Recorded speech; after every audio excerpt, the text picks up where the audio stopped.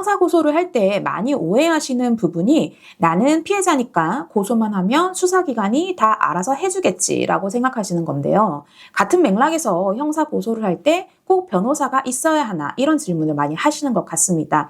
그래서 이번 영상에서는 변호사를 고소대리인으로 선임하는 경우에 뭐가 다른지, 어떤 상황에서 도움이 되는지 이야기를 해보겠습니다.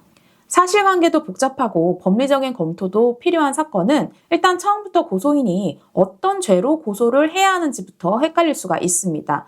범죄가 성립한다고 보려면 법적으로 어떤 요건이 필요한지를 잘 알지 못하시는 경우가 많아서 어디가 핵심이고 중요한 부분인지 또 부족해서 보완이 필요한 부분인지를 혼자서 판단하기가 어려울 수 있습니다. 그러면 수사기관에 처음 제출하는 고소장 작성부터 어려워질 수가 있는데요. 피해자라고 억울하다고 써놓기만 하면 수사기관이 다 알아서 정리해주고 해결을 해주는 게 아닙니다. 피해자의 주장이라고 하더라도 무조건 그대로 믿고 절차를 진행할 수는 없는 것이기 때문에 수사기관은요, 중립적인 입장에서 수사를 하게 된다는 점을 기억을 하실 필요가 있습니다.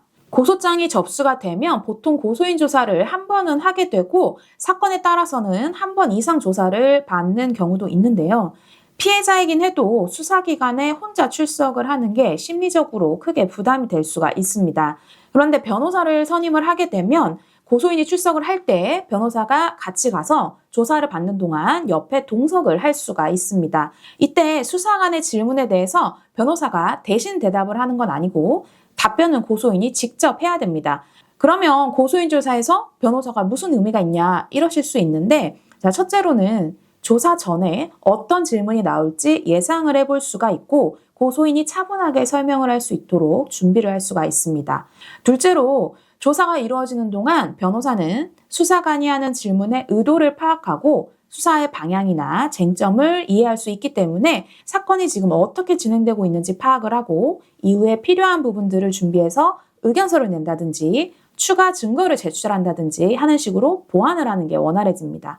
셋째로 수사관의 질문에 대해서 고소인이 한 답변은 조서로 남게 되는데요. 조사가 끝나면 조서를 마지막으로 확인을 하게 됩니다. 이때 혼자 확인을 하게 되면 놓칠 수 있는 부분들을 변호사가 같이 읽어보면서 고소인이 실제로 답변한 것과 다르게 적혀있는 부분을 수정 요청을 할 수가 있습니다.